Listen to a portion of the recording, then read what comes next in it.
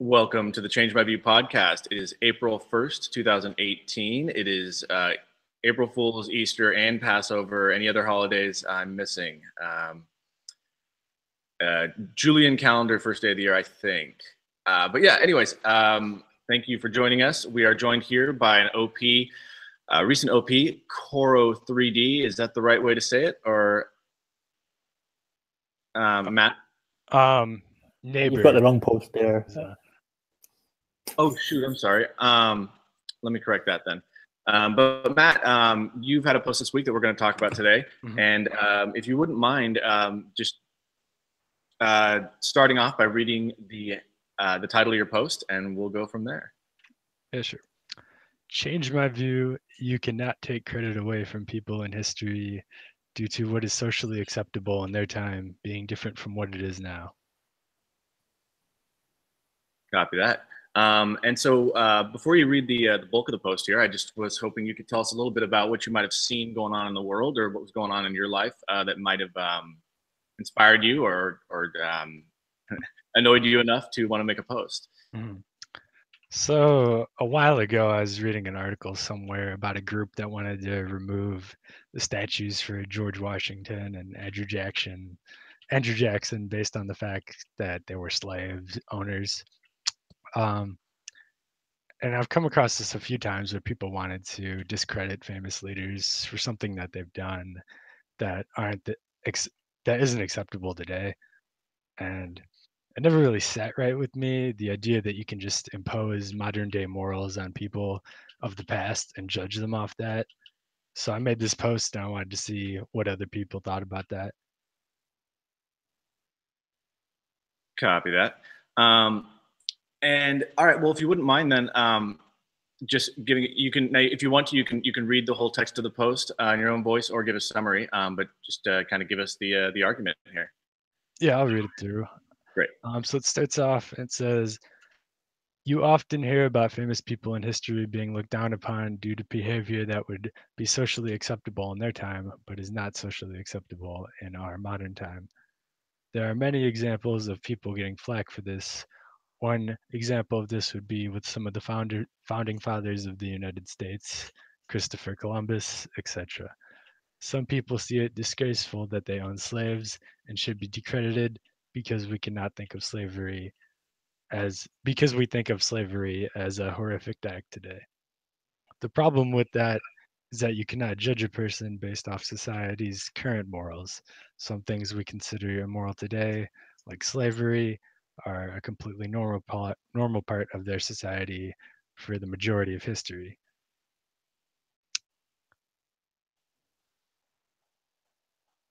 Right on. Okay, so now let's go talk to Brett here for a minute. And Suso7, one of our moderators and multiple-time guest here on the Change My View podcast.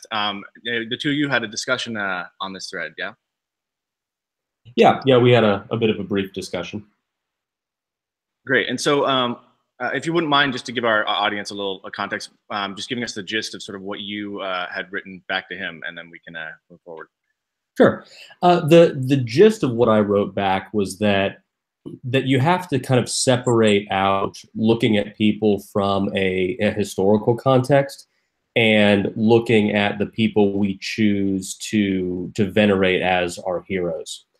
It's certainly fair to say that we shouldn't, cut, Thomas Jefferson or Christopher Columbus or any of them from the history books because we disagree with, some aspect of their life. Obviously, we should teach them and they're an important part of history. But that's a different thing than putting up statues or naming buildings after them, because that is about who we choose as our heroes. And that is an ever-changing group of people. And it is fair to say we no longer want, John Doe to have a statue in the middle of the park as one of our heroes because we disagree with a lot of the values that he held at the time. That's kind of the gist of it. You're saying it's kind of like the position in the park statue is a transitive one. It's we can swap out our statues as the decades passed rather than some permanent thing. Yeah, that's my argument. That I mean, the people that we choose to kind of put up on our shoulders as our heroes is an ever-changing group of people, and it has more to do with who we are today as a society than who they were back when they were alive. And it's fair for us to look at any given person and say, yeah, you did something important, but we don't quite want to honor you anymore because of all of the other things that you did during your life. Yeah, like it's an asterisk. Yeah. Do you think maybe that's just a general problem with statues in general? Then, you know, maybe the idea of a statue is kind of outdated in itself. Then maybe an images thing. Then it was ahead of its time. I personally don't know if it's outdated because I think society always needs heroes. We always need people that we can single out as the best amongst us and try to, you know, rally people behind and you know, and get people to try to emulate. But I think I think you do always run the risk when you try to turn men into legends, because men are inherently flawed and there are always going to be things that are problematic about them. Yeah, there's a story author, screenwriting coach, whatever you want to call it, Robert McKee, was talking about this idea of the difference between a character and a real life person, and that in a movie, or whether it's the Venus de Milo statue or something, it's not a real life thing. It's a representative symbol of a sort, and it's almost like we're trying to make symbols out of real life things when real life things are messy. Right. Okay. Well, Stamden, what did you think about Brett Anzus's thoughts there? So I definitely see your point in regards to changing our heroes based off what our current morals are. But I don't necessarily think you should stop honoring people because what is socially acceptable today has changed. In particular, if what they were doing in their society was okay, then I don't necessarily think you can fault them for that or really take anything away from them for that, even if we do see it as a moral today. When you see the moral changes, do you see them as sort of random in the way that evolution is kind of random, where it's like it's not necessarily reaching a goal, it's just changing for what happens to win out? Or do you see those moral changes as progressing towards the overall positive, like equality kind of goal, or like on a historical time scale? Like, is it, when you talk about these changes, are they good? Are they random? Like, what do you think? Like, I think our idea of morality definitely evolves over time, and I don't know if it necessarily becomes better or more refined, but I could definitely see that argument. It certainly changes. So like one of the core things with my post is that you can either have things that are inherently bad under every circumstance, no matter what timeline you are in history, such as slavery, where it doesn't even matter that it was acceptable at a time point. Like the majority of responses I would get back for this said that slavery is an exception, that it's so atrocious and cruel, and under no circumstances would it ever be acceptable. And I don't really agree with this idea that there are certain things that do not abide by this rule of morals constantly changing. I think it's just very hard for people to imagine a world where slavery is possible. And I give the example of people owning pets today, whereas someone 100 years down the line, they could tell you that owning a pet is immoral and wrong and you're a bad person for that. And you would think, that's absolutely crazy. Everyone's doing it. You know, that's ridiculous. It sounds ridiculous to us today. But if you were to go back 1,000 years and tell someone that owning slaves is bad in the past, then they would think that exact same way. right. So in this thread, did you give any deltas? I did. I gave one, and someone had brought up a really good example of Hitler. And it kind of breaks down my argument a little bit, because essentially I'm going with what is socially acceptable at a certain time is what their society thinks is. And certainly Germany in the 1940s thought what Hitler was doing was acceptable at the time. So it's a very fuzzy line, and you can't really paint with broad strokes when it comes to what you consider socially acceptable at a certain period of time. Are there any things in the world today you think ought to will later be looked down upon that you think should be better, bad, that are commonly accepted? Yeah, absolutely. I think there's going to be plenty of things that 100 years from now, people are going to think we were complete savages about. And some people pointed them out in their replies. One common one I saw was factory farming. It's very easy to imagine 100 years from now, especially with something like synthetic meat becoming a thing. You could definitely see 100 years down the line that the people would think what we were doing today with factory farming would be completely atrocious.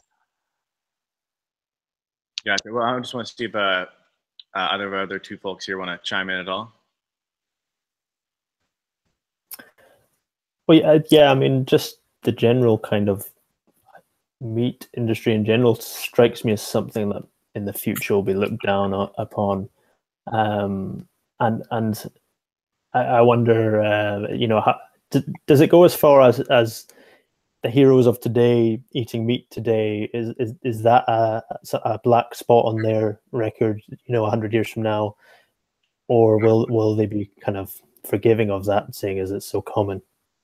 That's what I wonder.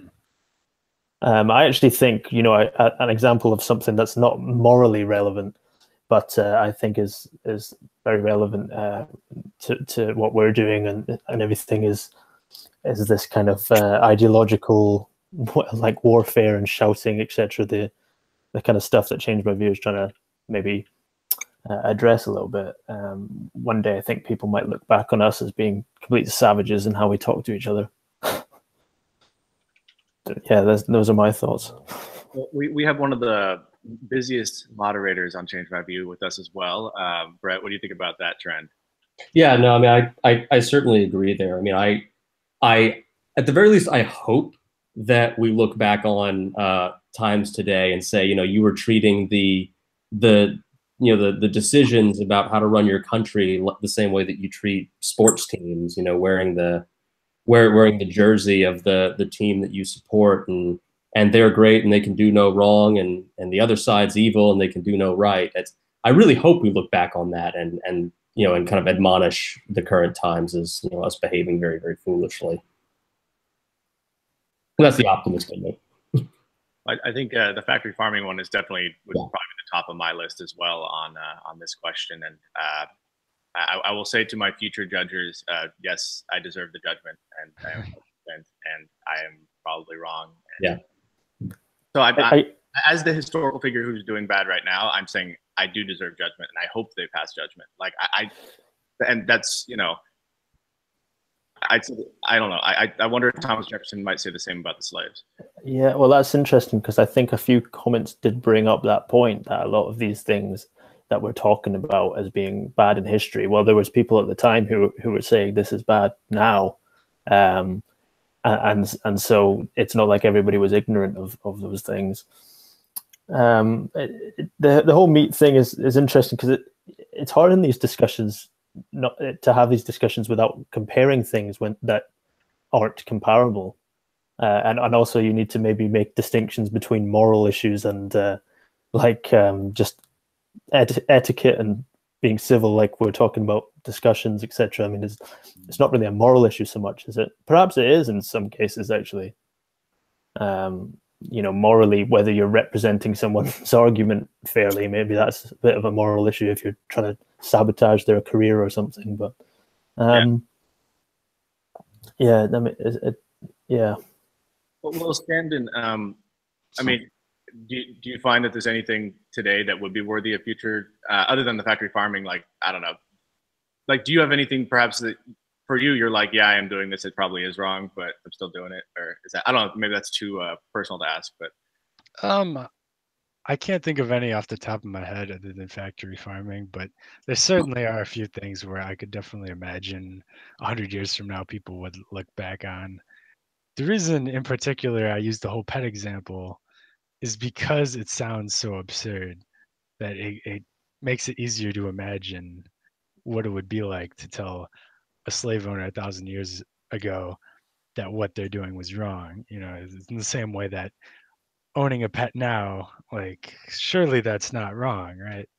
But you know, if someone 100 years from now told you it was wrong and that you were a bad person for doing that, you know, you can't really comprehend that. The thing about pets that I find interesting is that we have a lot of pets today that need us to look after them, but actually we've created them. So maybe the moral issue is that we actually bred some of these animals in the first place to be how they are. Like, you know, there's been a big problem in my country of British bulldogs, etc. I mean, I don't think they can even breed by themselves. They can't breathe properly. Oh yeah. And they need us to survive. So the kind of pet thing is interesting because actually we are giving them a nice life by looking after them, but the fact that they exist is kind of a moral failing in some ways. And in what case, can you wrong something that you're saying shouldn't exist, but then like, is that messed up too? Like, oh, you shouldn't exist. Well, what's wrong with me? I'm just a bulldog, you know? Like, yeah, not that I'm not saying bulldogs shouldn't exist in general. Just if there's any bulldog lovers out there. Yeah, it's like for looking through the temporal lens of some kind at it, the moral question. I guess it's a straight one. Yeah. Yeah. So, Stamden, I was wondering, you were saying earlier about the thing being normal at its time. Let's say, you know, slavery, for example. So, do you think if you were to interview the slaves themselves, they would have been giving the same answer? I don't think slaves would think slavery was okay at their time.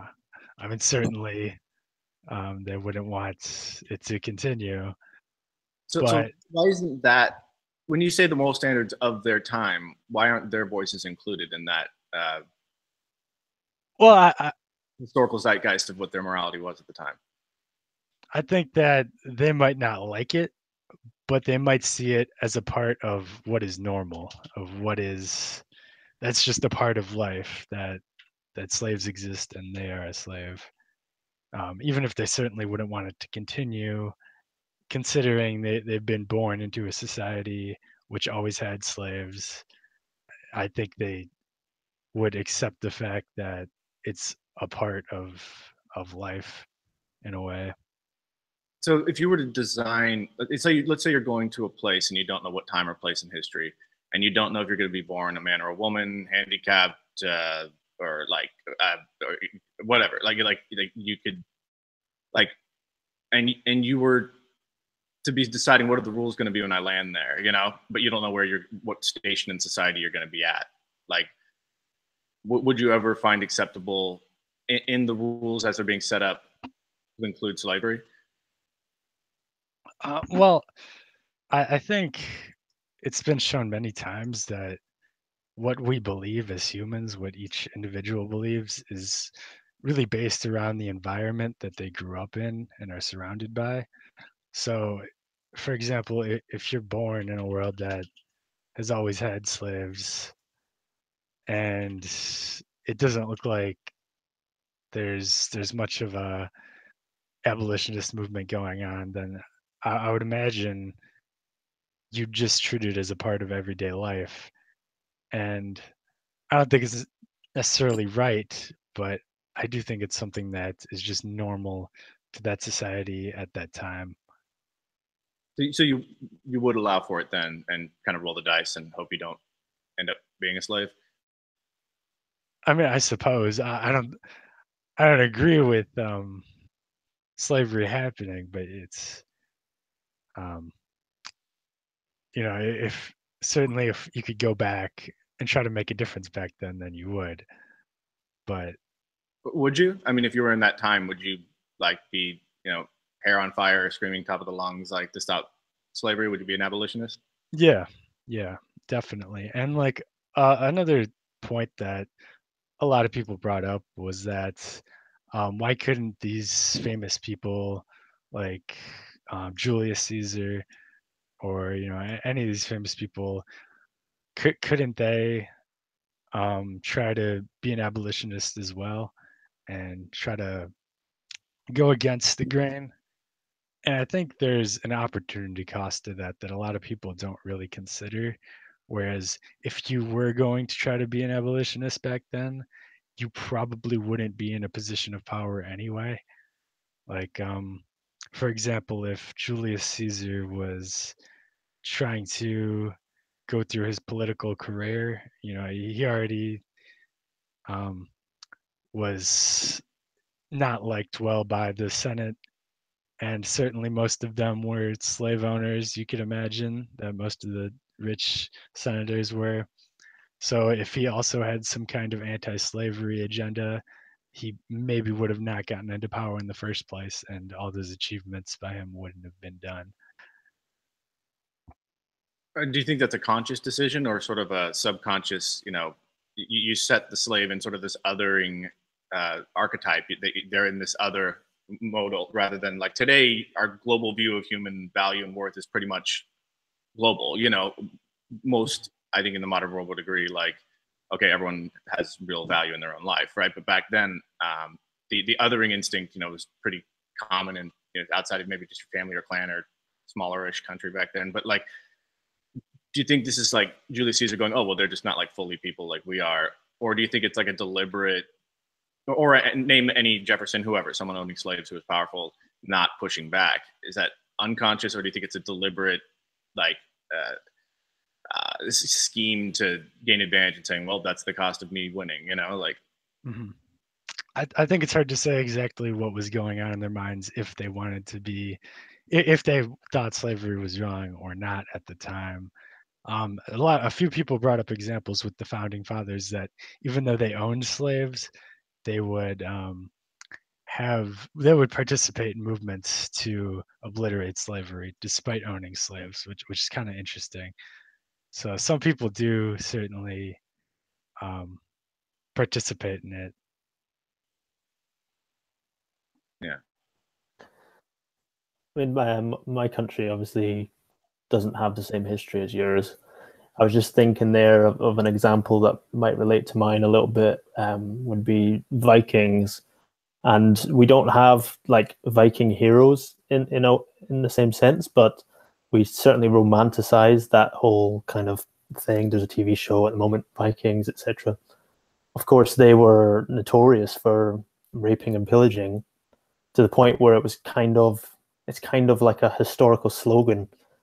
Have you seen that YouTube video?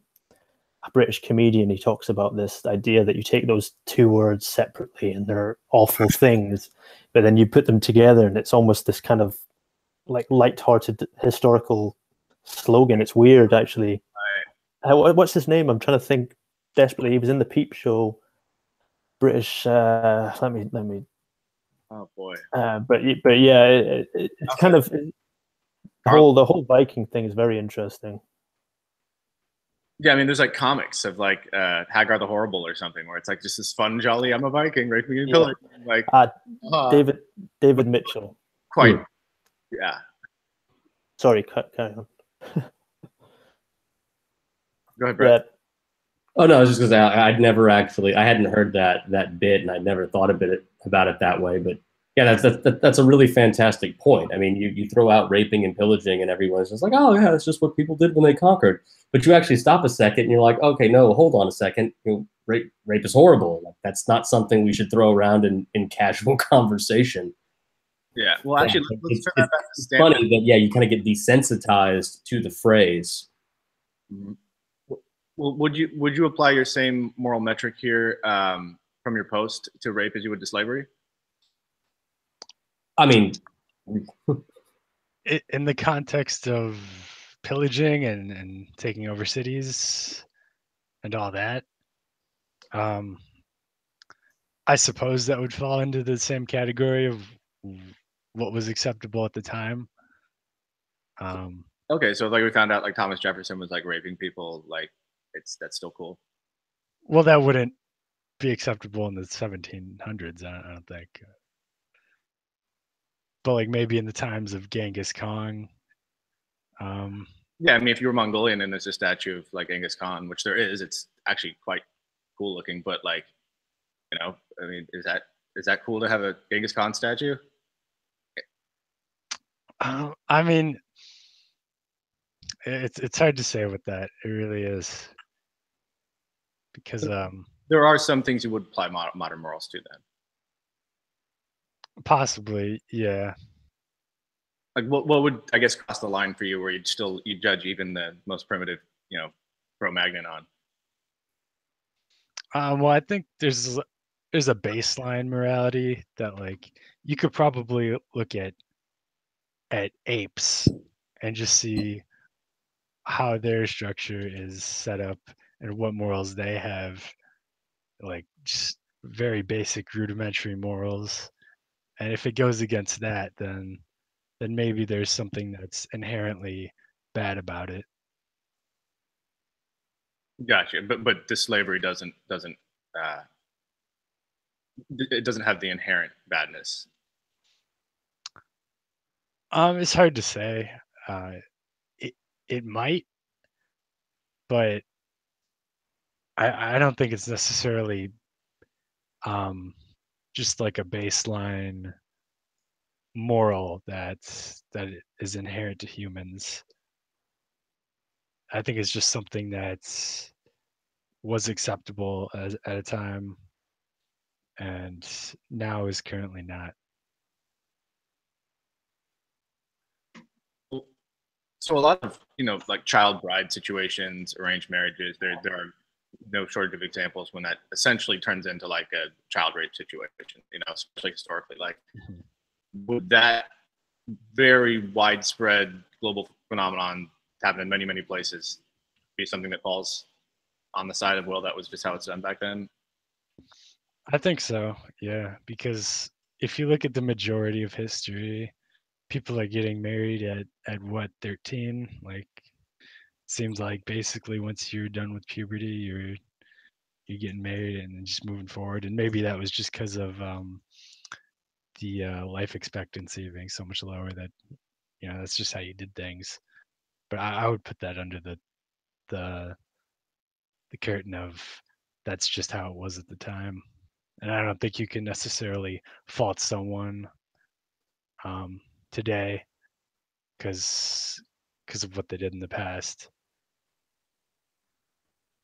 So I think someone in the comments brought up the example of age of consent varying between countries today, and how some countries have a much lower age of consent, something that in our countries would be shocking. And how that, I think, I don't want to misrepresent their comment, but they were using that to demonstrate that these issues aren't just historic issues. There are differences today. I mean, how did that comment strike your argument? Do you think it was relevant?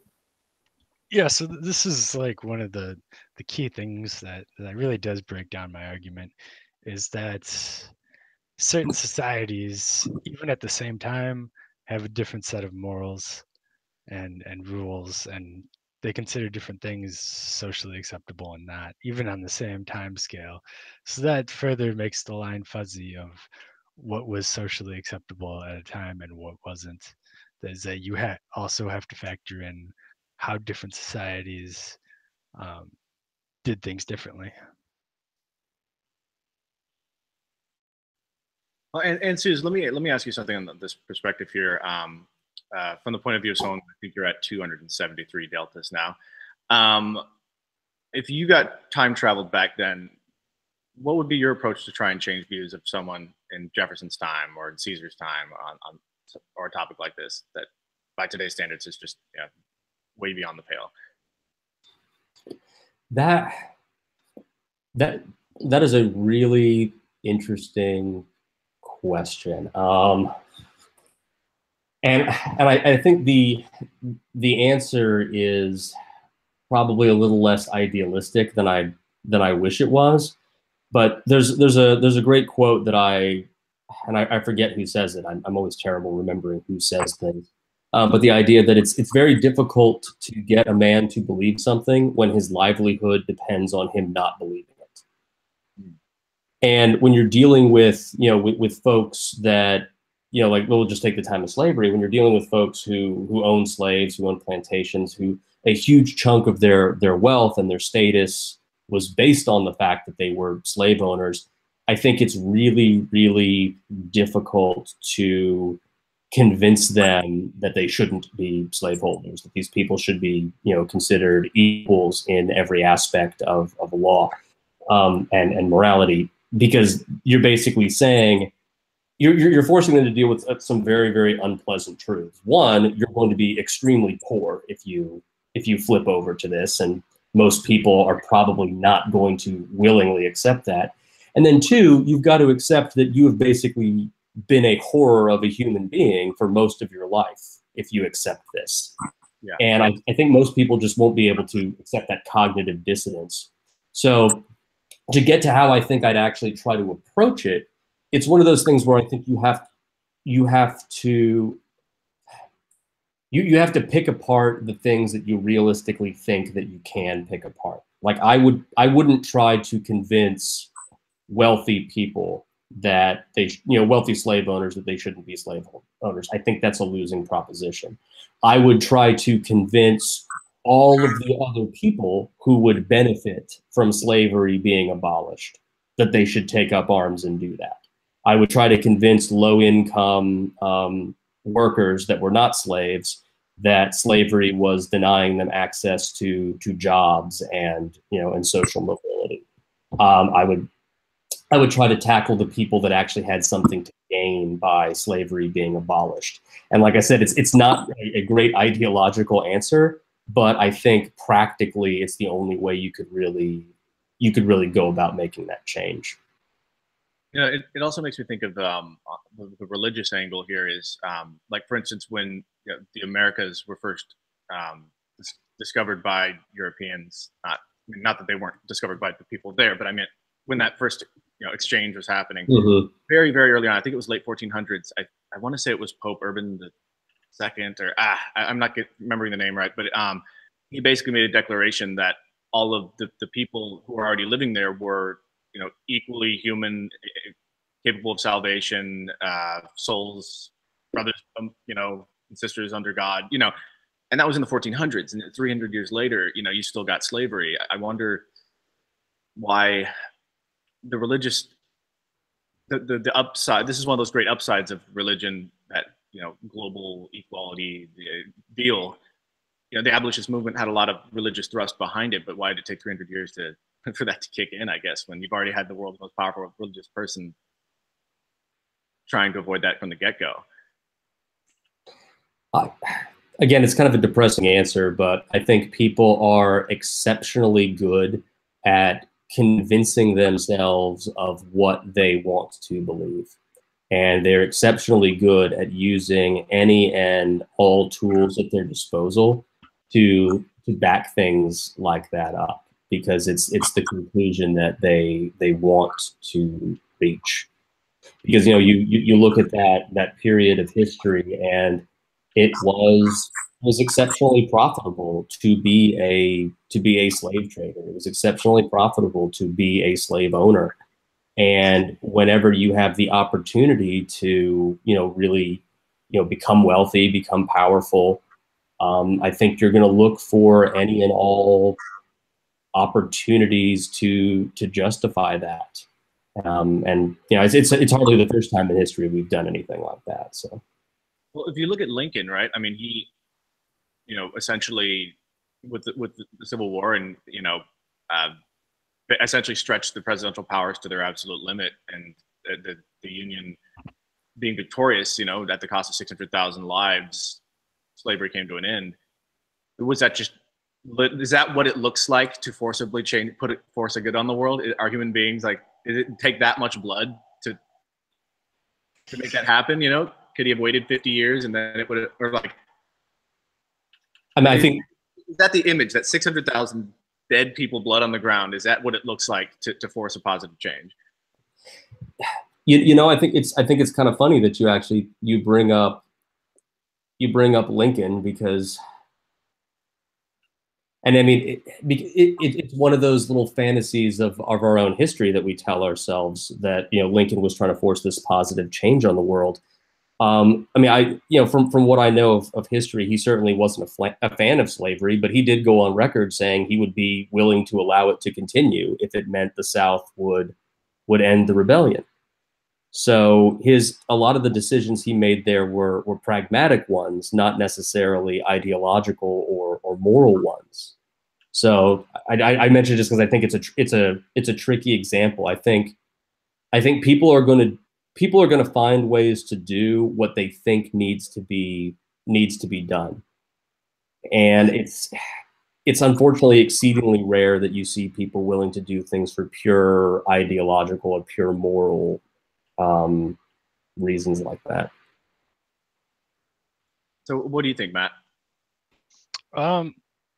I think it really comes down to large scale society ideas just taking a very long time to happen.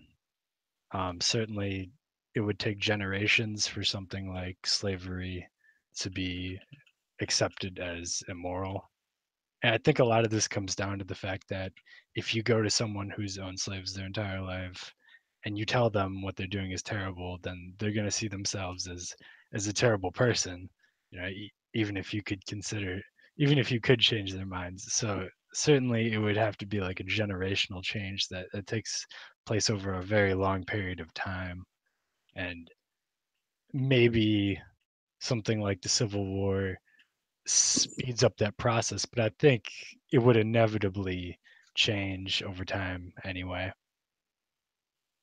Yeah, there's an author, Steven Pinker, who's talked a lot about how getting to know more about each other and having more information and stories about people from other places makes us in the modern time more inclined to see as equal the pain and life experiences of other people. But back then, you don't have that immediacy of other people's experience, or that, you know, that global empathy is just almost not even available if all you're seeing is through the occasional newspaper. Like, do you think if given broader information, perhaps that would speed it up? There was some sort of faster information revolution back then.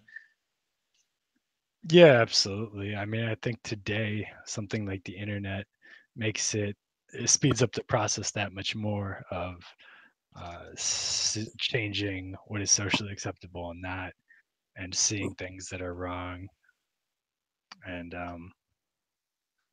I think back then there was also a lot of misinformation about slavery, propaganda that people were somehow inferior. So yeah, there's a really messed up one where I think I heard it on the most recent Dan Carlin Hardcore History, but he was talking about how they actually thought that that Black people literally felt less pain, like their nervous systems like operated differently, and that the pain wasn't as bad for them, like horrible stuff like that. Just as an example of what you're saying, it's like, I don't even know if I could operate in that world. Like, if I got transported back there, I think I'd just lose my mind, because you just every day you're seeing something that in my time would get you arrested, and it's just like, you know. Yeah.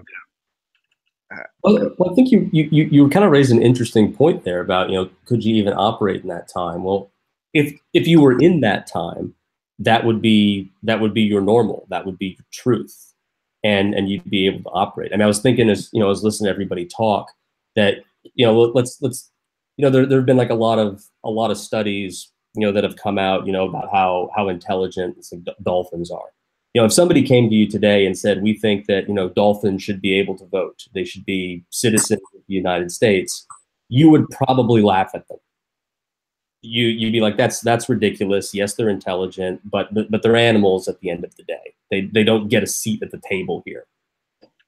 But that's the exact same way a lot of people thought about, you know, slaves during that time. They're like, yeah, look, maybe we should be nicer to them, but they're not as intelligent. They're not they can't take care of themselves. They don't get a voice in all of this. So, maybe, to the pet's point, maybe 100 years from now, we'll look back at ourselves and say, oh, how ridiculous, Brett, Cal, and Michael were, thinking that dolphins didn't, deserve a say in their own future. It's just we all have a set of truths that we believe, and we assume them to be right.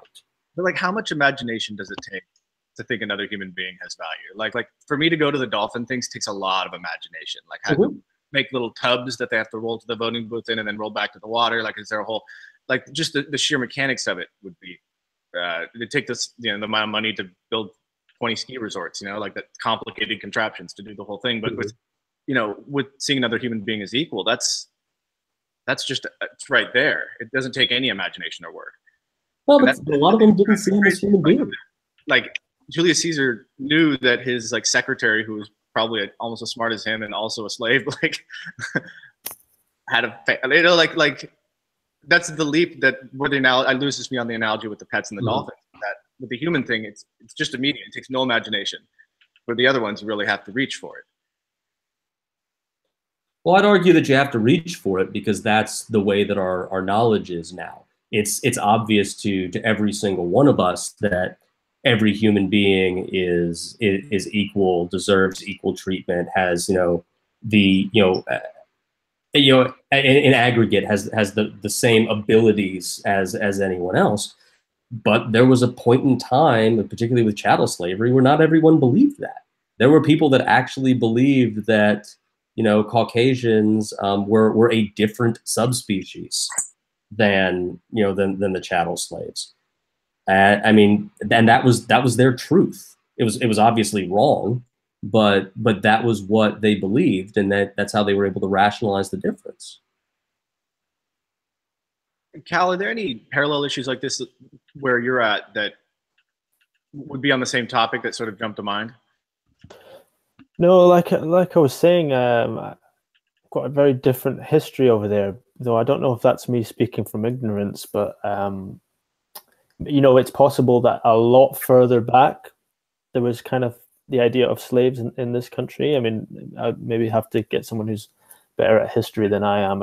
To me, in terms of like the heritage of Celts and the islanders around here, etc., the thing that stood out to me was the idea of Vikings coming across and just like absolutely, pillaging through our towns, etc. And like I say, it is different because it's not like we hold any of them up as like heroes, but yeah, it is interesting how with a big gap that's kind of romanticized. Wasn't there I want to say early 1700s or maybe early 1800s, but a process that happened in Scotland where like they replaced all the farmers with like larger sheep plantations or something. It was a whole economic change, and during the Industrial Revolution, it was forced kind of by the British Crown. I'm sorry, I'm drawing a blank on it, but there was. Well, I mean, what are you referring to? Like Margaret Thatcher or something shutting down the coal mines, etc. A couple hundred years ago, but let me skip this tangent. I don't think it's relevant. Yeah. No, yeah, because that's what I was going to say as well. Is with this discussion, it's very hard to make any comparison to slavery, isn't it? The idea of owning another human being, because we talk about things like in the future that we'll look back today and think, oh, I can't believe they did that. But I mean, anything we're doing today, I'm not sure it could ever be totally comparable to, the idea of owning another human. But maybe like, like was said there a couple times, maybe that's just us being totally entrenched in our current time. It's because, of course, it's impossible to imagine yourself being in anything but a progressive timeline. I mean, it's the kind of common, it's almost a meme at this point to shout current year type thing. Come on, it's current year, as if that really means anything. It's kind of an arbitrary number, really, isn't it? But sorry. That's an interesting. I want to see what Stamden thinks of that as far as like the reference of a year to representing a certain moral standard and as a metric. Does that ever like when you hear that, what is your feeling on it? Like when someone goes, it's 2018, get with the times type of Yeah. thing. I mean, yeah, I think that's a way of showing that it's a way of stating how progressive you want to be and showing that. But throughout history, I think one way of looking at how slavery came to be and like how it was acceptable back then, despite it seeming so atrocious to us today, is just the idea that what we consider normal is very malleable and can change a lot. And I know this has been studied many times. Like, I think there was some kind of Stanford prison experiment where they made half of the participants be guards and half of them sit in jail cells, and like the complete power trip would go to the guards, and they'd start doing all these ridiculous things that just based on the position that they were in and for it based on what was normal to them. So I think like if we consider it normal and if we can find a way to justify it, then very bad things can happen. And also, I think it's important to point out that this isn't a discussion or an episode on slavery. The idea here is anything related to historical kind of moral standards, and there was quite a few examples brought up in your post, wasn't there? And one of the most interesting ones has to be Nazi Germany, which is interesting in a different way because it seems to have happened so much sooner and so much changed so much quicker. Like 100 years ago, was the human brain like any different to today? Really, it's almost like a different thing than just intelligence or etc. and our ability to understand what's right and wrong. There was something different, some different like shadow that overtook that whole thing that I can't even begin to imagine or understand how it happened. It's a shame. It would have been good to maybe have a historian on for this episode, because I'm so ignorant in so many ways on this topic. Lacking a historian here, I did look something up here that I was curious to see, going back to some of these lingering perhaps still open wounds going back to slavery and the Civil War. It was not until 1998 and 2000 that South Carolina and Alabama actually changed their own constitutions to remove anti-misogyny laws or interracial marriage prohibitions. And the support for those was only about 60% in each state to remove it. So you still got 40% of people in the last 20 years against interracial marriage. So that attitude of the othering and lessening of other races, I think is I think more pressing and dangerous more recently than many of us would like to think. And also there's another example of that in South Africa. I'm pretty sure black people weren't allowed on the beach until the late 90s. Something crazy like that. Yeah. So it's it's more recent than we think, perhaps. And I guess, I don't know, I mean, what are your thoughts on this, Stanton? I guess one of the reasons why, at least from my point of view, I'm quite happy to judge historical entities by modern standards, is that it's a defense against ever slipping back. And maybe that's what biases me, is that fear of ever going back to that place. I mean, do you think there's anything to that? Well, another part of my argument that people were applying with was also looking at what you consider or what you should actually do about people doing things that were unacceptable to us now. And someone made a comment here that I think sums it up pretty well. And they said, I think you have to draw a line between giving them credit for their achievements and venerating them with statues and monuments. No one is looking to claim that the founding fathers did not do monumentous things to found this country. And no one is looking to say that Columbus wasn't instrumental in the discovery of the New World for Europe. Those things are still in history, and I would doubt that they will change. That is distinctly different, though, than putting up a statue to celebrate a person. Putting up statues, naming buildings after people, etc., is the continued celebration of these men, and it is fair to us as a society to say that despite their accomplishments, we don't want to continue to celebrate them as men in our daily lives. So, I mean, I think you can still honor them for their achievements.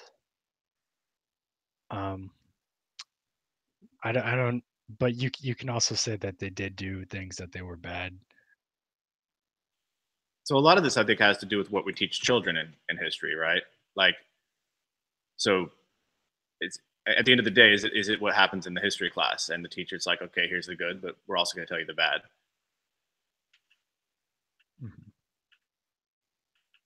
Yeah, I think educating them on both sides of what these men did would be wise, but I don't necessarily think they should be discredited for doing something that in their time was okay, just because in our time it wasn't, or it's not.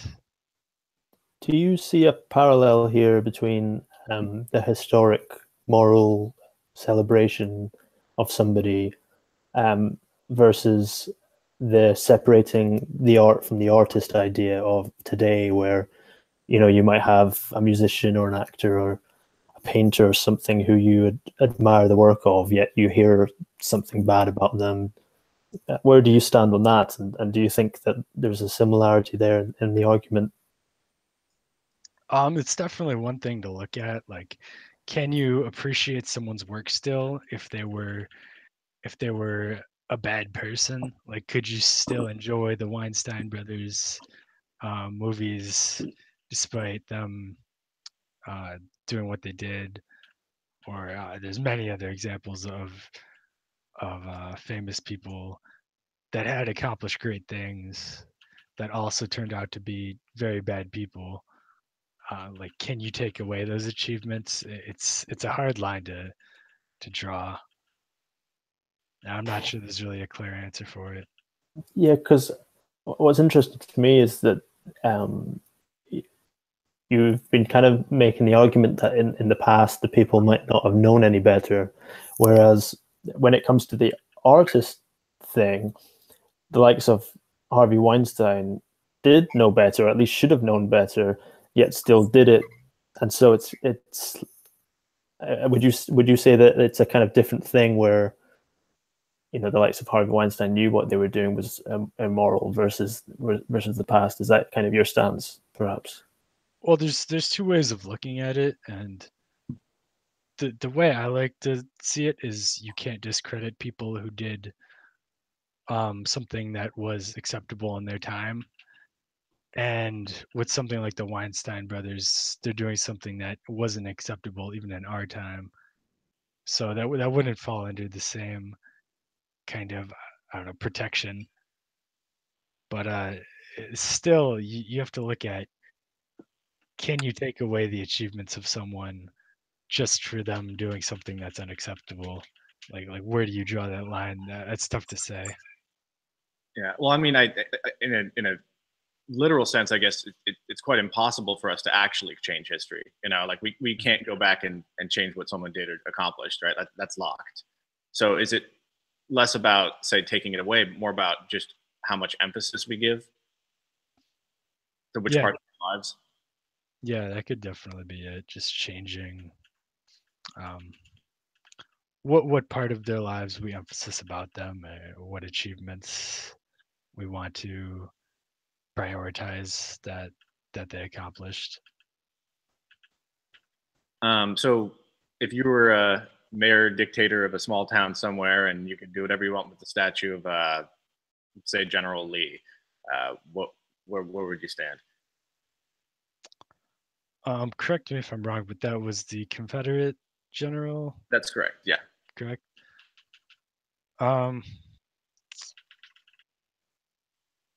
this would be a statue praising his achievements in battle, Yeah, let's say the usual pattern is it's put up during Reconstruction after the Union troops left, and so right after the Civil War, there was a period of time where you saw a lot of elected African American political leaders and whatnot because the Union troops were still there, making sure law and order was fair.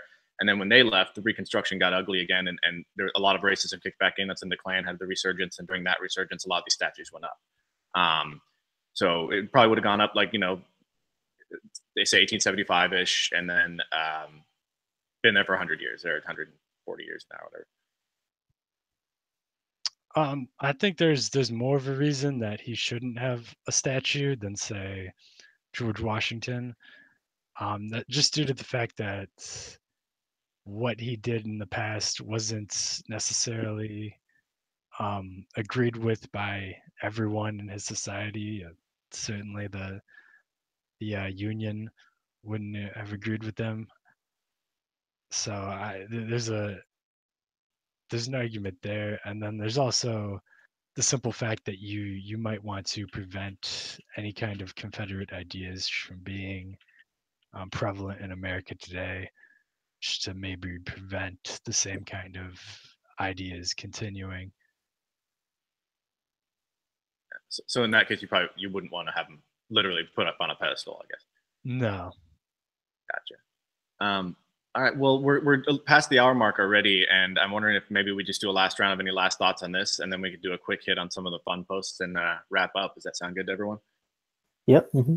Cool. So just before we leave the topic, then, anyone else have anything you want to add about our OP's post today? Well, I would just like to ask, you know, if you could, Matt, maybe summarize like where you stand now, having had the discussion, one of the more popular discussions of the last week or so, I think. You know, have you taken anything away from it that might stick with you, perhaps? Mm-hmm. I still think that what is and what isn't socially acceptable is constantly changing, and we shouldn't necessarily put blame to those in the past. But I will give that the line of what was acceptable in the past is not very clear sometimes.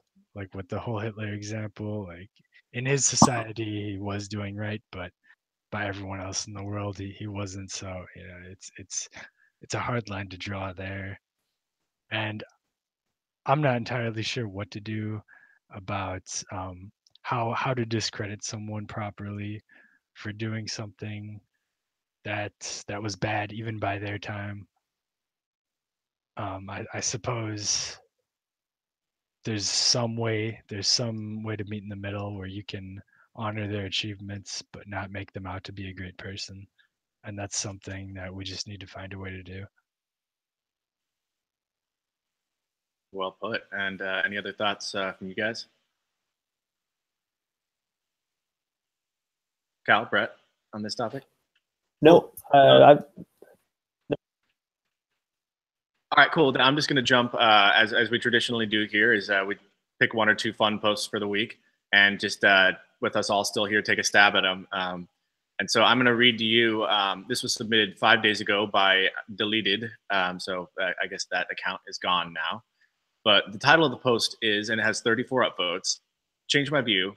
Iceberg lettuce is pointless, and its prominence in American cuisine is bad for our eating habits." So the post begins, "Iceberg lettuce is bullshit. It has no flavor and about as much nutritional value as positive thinking.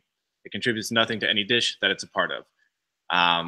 This is a problem because it's everywhere. It's the default green vegetable in American cuisine. It's on every sandwich. It's on every taco. It's the base of most of our salads. I spent 32 years of my life thinking I didn't like salads because the only salads I was being served were just iceberg lettuce with some gunk on it.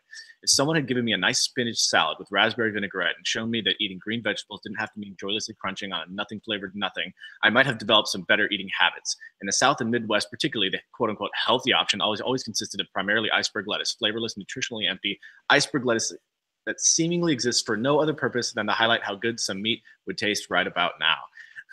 And so a lot of people grow up like me, avoiding the salad bar and sticking to tasty junk food because for some incomprehensible reason, our culture has collectively decided that this tasteless packing material is the king of the vegetables. In short, I think we'd be a lot more successful getting kids to eat their vegetables if we served them some vegetables worth eating. An iceberg lettuce isn't worth eating.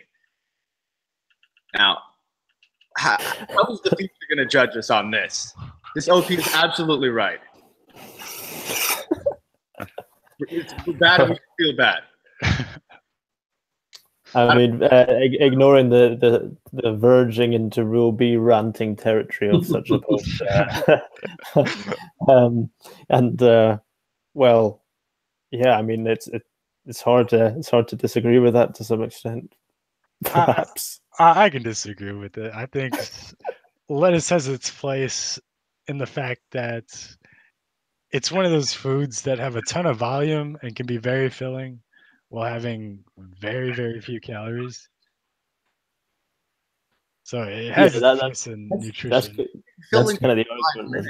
I mean, like, it's not even down your esophagus yet. It's already dissolved into cellulose and water. It's well, here, maybe here, I'll read one of the top comment response here with 30 points. It says, I agree with you for the most part, but, and he's quoting, when he said it contributes nothing to any dish it's part of, now we're back to the commenter. He said, I disagree with this statement for one reason, hamburgers. I'm European and grew up with such amazing salads, which I deeply love. But that crunch of iceberg lettuce on a burger, that's next level. Yeah. That's what I was gonna say. I mean, because I tend to agree with the OP here. I'm not a big fan of iceberg lettuce, and I was kind of in the same boat. I thought I hated salads for most of my childhood because I really just dislike iceberg lettuce. The only thing I'd push back on is that it does provide a relatively unique texture, and it does provide that crunch, if nothing else. Now you can get that from other places. But I think add more bacon. Can't just count that. If it's burger time though, like just like more bacon, please, less lettuce. Like, problem. Yeah, which is fine. But some people, you know, like this comment says, some people like that crunch. They like that sound and that texture when they're chewing. And you know, and variety of texture in food is really important. So I guess it can add something. Yeah, and there's almost a refreshing aspect of it in a burger. It kind of counteracts the greasiness in a way. Yeah, some lightness. Yeah. I guess if you had like a dry, overcooked brick of meat in there, like, and it needs some moisture, maybe, but you just pour a cup of water on it. That's the same thing.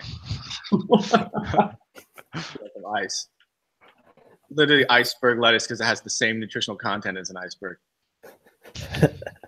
I just noticed this is 2 episodes in a row we've talked about burgers, Michael. I'll be the first to admit I have a problem. And like I said, I hope history judges me. I had one other post here. Let's see if it was worth it. This is sort of an odd one, but it's on the same topic. Water is wet. No. Yes. No, that shouldn't be allowed. That slipped past us. The Google definition of wet is covered or saturated with water or another liquid. I don't understand how a molecule of water that is supposed to be surrounded by other molecule of water, not surrounded by water. If you simply Google "is water wet," it'll come up with an article from The Guardian. I feel like the text is shown at the beginning of the article manipulates the definition of wet. I think that people tend to just look it up like that and trust the source. But some people will say that water can't be wet even if it's surrounded by other water because it's water. I don't understand that logic. Okay, I think what he's trying to do is he's borrowing from Dan Dennett when he's talking about the nature of objects. Like, at what point, if you have one water molecule, is that wet? If you have 3, like one water molecule is at any temperature isn't wet. It's just sitting there. It's not, right? Like one marble isn't a liquid, but if you have 10,000, it starts behaving like one. So I think he's speaking to actually a pretty deep epistemological question. Just not. I think he missed a verb somewhere. But yeah. but I would argue that being wet is just having water on you. So if you've got one water molecule on a petri dish, logically, I'm wet. We're gonna stop just that quote out. This strikes me as just like as just an exercise in semantics. How you end up defining these words. Like, if wet is defined as having liquid water on you, then liquid water is wet. but but steam isn't wet and ice isn't wet because they're not liquid water. But if you change the definition of wet, then you're going to get a completely different answer. Yeah. Yeah, I think it really does come down to semantics. This kind of reminds me of the thing where it's like people say that you never really touch anything because the molecules from your hand are technically not touching the molecules from an object. There's that space in between. Yeah, great Vsauce video on that. Yeah. But try to use that argument at a museum if you're going around touching the painting. Exactly. Was this post made today by any chance? 19 hours ago by username Sickwood. Oh, not quite. And at least they didn't delete their account like the other shameful. I don't know why the other lettuce OP was deleted it. They should have been proud of that post. But okay, but one last thing we'll just see is, do you think this is a breach of moderation rules? If I can share the link properly.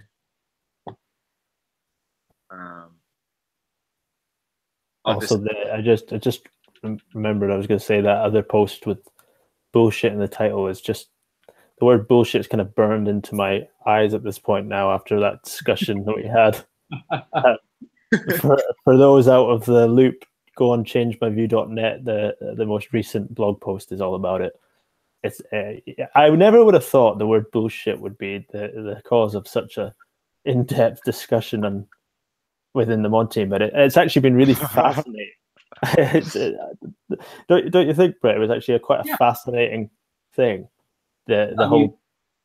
It was. I mean, that's one of the things that I always enjoy about working with this team of people is that we're all very passionate. We all care about the sub a great deal, but my goodness, do we love to disagree with each other? And part of me wishes that everyone on the sub could see like these arguments that we get into anytime we're discussing anything around policy, because we all just have such strong opinions and they almost are always diametrically opposed to each other. And the bullshit conversation was just a really, I think it was just like a perfect encapsulation of all of that. Yeah, I think this is probably one of the better debates since the one where we were debating whether or not we should chill out to Monsanto or the Illuminati. I think that one, Illuminati, right? Yeah. Who are overlords and masters, right? I think so. I've fallen behind on that thread. Well, and in a way as well as there's a real healthiness to that. For our users to know that the team is really putting thought into the moderation process. It's nice to be aligned on things, and it's nice, hopefully at the end of our discussions we become aligned on these things. But at the same time, there's something also kind of nice about knowing that even when we don't align, we're willing to put in that time to try and figure it out. Right. Absolutely. Yeah, that's a part of the healthy immune system, I guess, of keeping us honest. I mean, running a subreddit that changed my view as well. It'd be kind of odd if we all just totally agreed on everything. It'd be pretty boring. Yeah. All right. Well, we're way over time, so maybe we should wrap up. Any last thoughts, everyone? No, all good here. All right. Well, Standen, thank you so much for taking the time out of your day and all the time you invested being a good OP. And yeah, no problem. Thanks for having me. It's a pleasure to be here. Right on, man. Well, everyone have a happy Easter, Passover, April Fools, and we'll see y'all next week. All right. See you later.